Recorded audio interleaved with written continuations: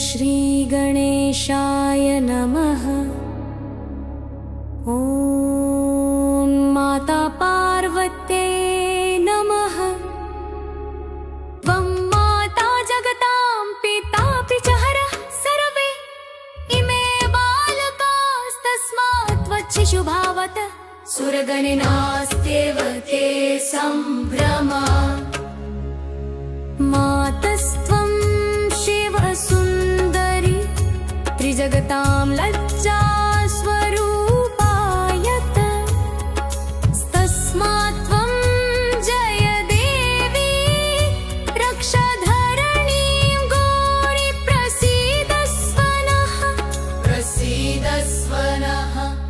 त्वमात्मा त्वं ब्रह्म त्रिगुणरहितं विश्वजननी स्वयं भूत्वा योषित् पुरुषविषयाहो जगति च।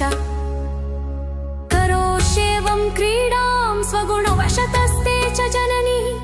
वदन्ति त्वां लोकाः स्मर हरवर स्वामी रमणीम्।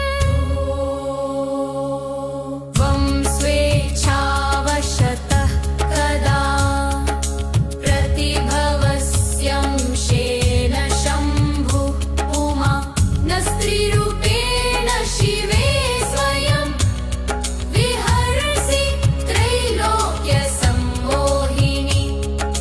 सैव त्वं निजलीलया प्रति भवन् कृष्ण कदाचित् पुमान् शम्भुं सम्परिकल्प्य चात्ममहिषी राधारमस्यम्बिके। प्रसीद मातर देवेशि जगद्रक्षणकारिणि। विरम त्वमिदानीं तु धरणी रक्षणाय वै। ॐ माता पार्वत्यै नमः। ॐ माता पार्वत्यै नमः। त्वं माता जगतां पितापि च हरः सर्वे इमे बालकास्तस्मात् त्वच्छिशुभावत सुरगणनास्त्येव ते सम्भ्रमा। मातस्त्वं शिवसुन्दरी त्रिजगतां लज्जा स्वरूपायत। तस्मात् त्वं जय देवी रक्ष धरणीं गौरी प्रसीदस्व नः। त्वमात्मा त्वं ब्रह्म त्रिगुणरहितं विश्वजननी स्वयं भूत्वा योषित् पुरुषविषयाहो जगति च। करोष्येवं क्रीडां स्वगुणवशतस्ते च जननी। वदन्ति त्वां लोकाः स्मर हरवर स्वामी रमणीम्।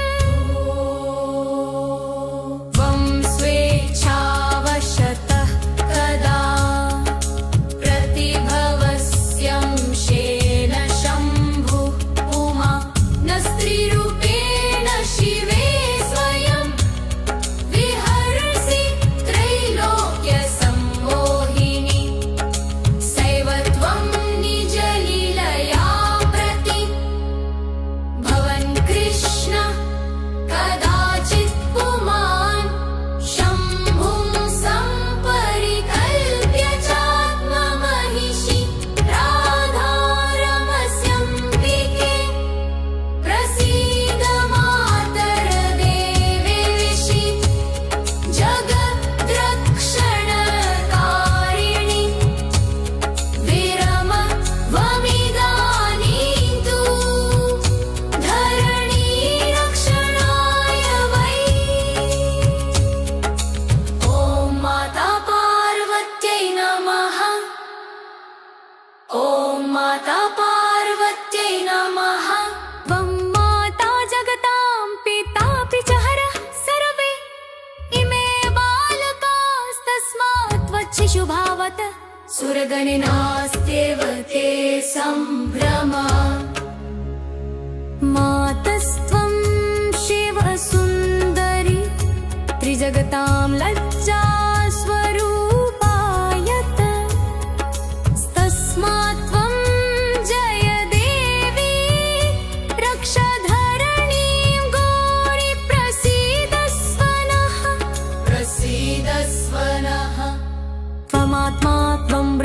त्रिगुणरहितं विश्वजननी स्वयं भूत्वा योषित् पुरुषविषयाहो जगति च करोष्येवं क्रीडां स्वगुणवशतस्ते च जननी वदन्ति त्वा लोका स्मरहरवर स्वामिरमणीम्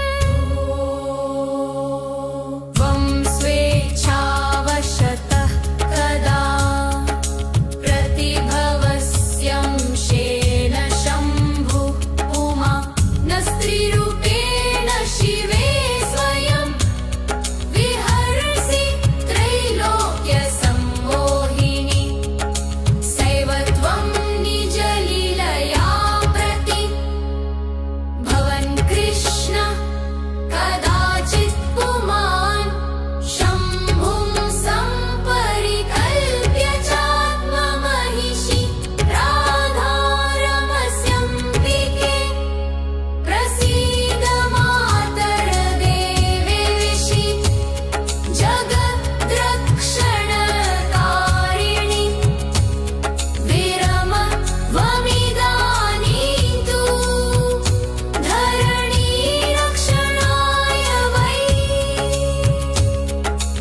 ॐ माता पार्वत्यै नमः ॐ माता पार्वत्यै नमः त्वं माता जगतां पितापि च हरः सर्वे इमे बालकास्तस्मात् त्वच्छिशुभावत सुरगणनास्त्येव ते सम्भ्रमा मातस्त्वं शिवसुन्दरी त्रिजगतां लज्जा स्वरूपायत तस्मात् त्वं जय देवी रक्ष धरणीं गौरी प्रसीदस्व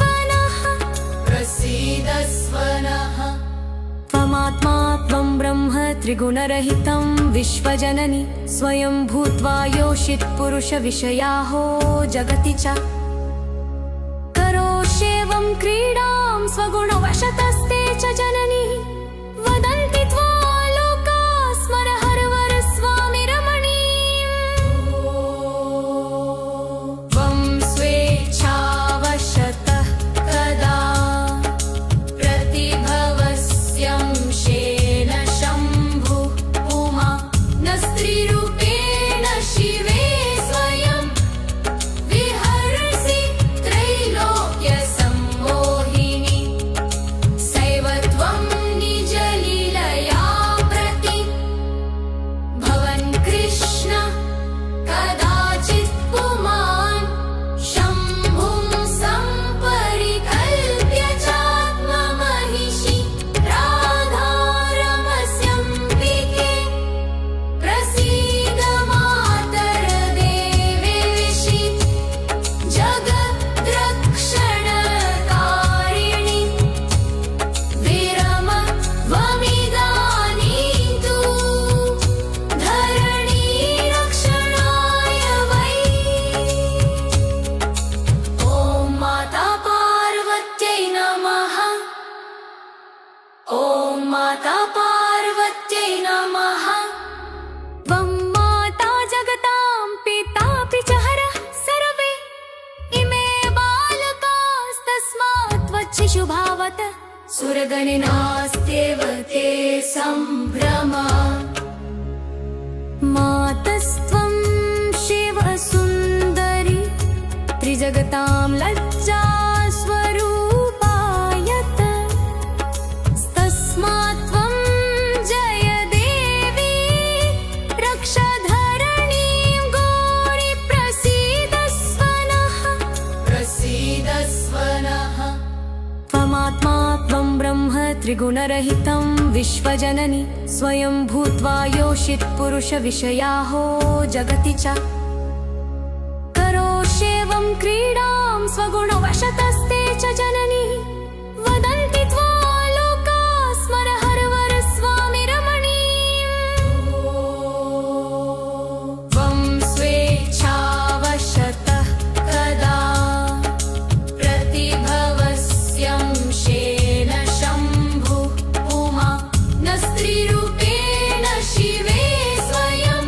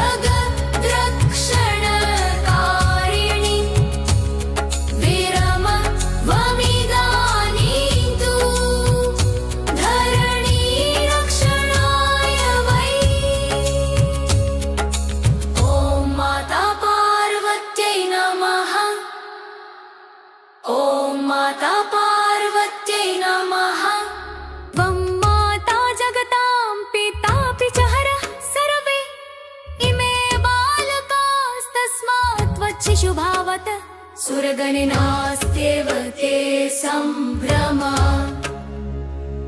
मातस्त्वं शिवसुन्दरी त्रिजगतां लज्जा स्वरूपायत तस्मात् त्वं जय देवी रक्ष धरणीं गौरी प्रसीदस्व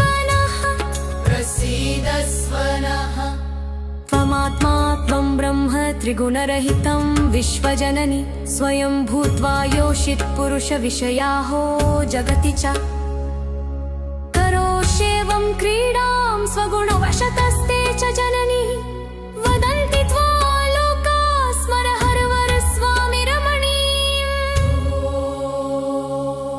त्वं स्वेच्छावशतः कदा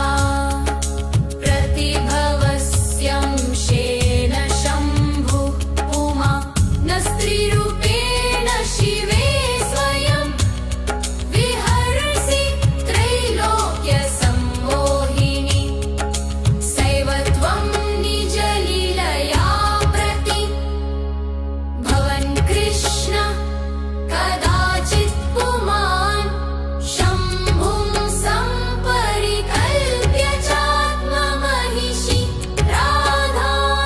राधारमस्यम्बिके प्रसीद मातरदेवेशि